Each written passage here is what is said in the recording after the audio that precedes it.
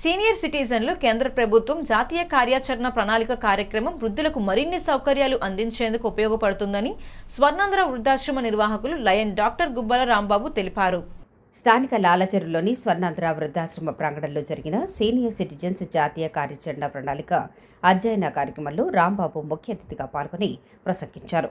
Field trip కోసం విచ్చేసిన Vivekananda ITI విద్యార్థులతో రాంబాబు ముఖాముఖి కార్యక్రమంలో ప్రస్తుత సమాజంలో వృద్ధుల స్థితిగతులు, వృద్ధాశ్రమాల్లో వారు చేరటానికి కారణాలు తదితర అంశాలపై ప్రసంగించారు.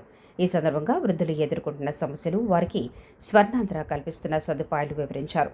ప్రతి మండల కేంద్రంలో వృద్ధాశ్రమాలు నిర్మించాలని, అందుకు తగు కార్యాచరణతో ప్రభుత్వాలు ముందుకు వెళ్లాలని రాంబాబు అభ్యర్థించారు. Vivekananda ITI R&AC inspector Sai, Pushkaramata వృద్ధాశ్రమం సిబ్బంది వెంకటకృష్ణ, సోంబాబు, గణేష్తో పాటు స్వర్ణాంధ్ర సిబ్బంది హరికృష్ణ, మీరాకుమారి, సింధు తదితరులు సహకరించారు. మానవత్వాన్ని అలవర్చుకోవాలి.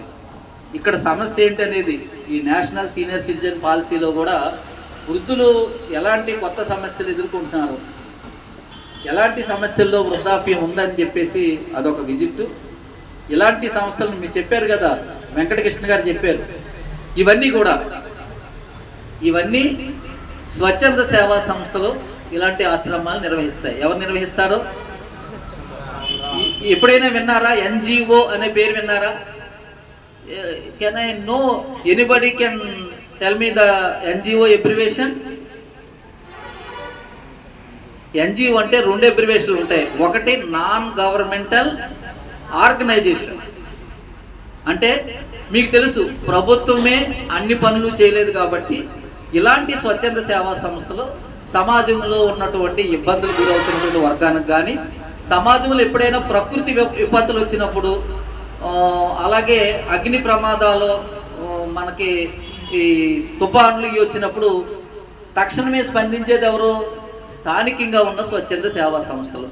ఎక్కడైనా ఒక ఇల్లు తగలడిపోతుంది అనుకో, ప్రభుత్వం వచ్చి నీళ్ళేసి ఆరుపుతుందా? పక్కింటి వాళ్ళు ఆర్పొచ్చా? పక్కింటి వాళ్ళు చేయాలి. సరే, మరి వాడి ఇల్లు కాలిపోయి బట్టలు లేవు, భోజనం లేదు, మంచాలు లేవు, కట్టుకునే బట్టలు లేవు, అప్పుడు ఎవరు ఇవ్వచ్చు? స్వచ్ఛంద సేవా సంస్థలు ఇవ్వచ్చు.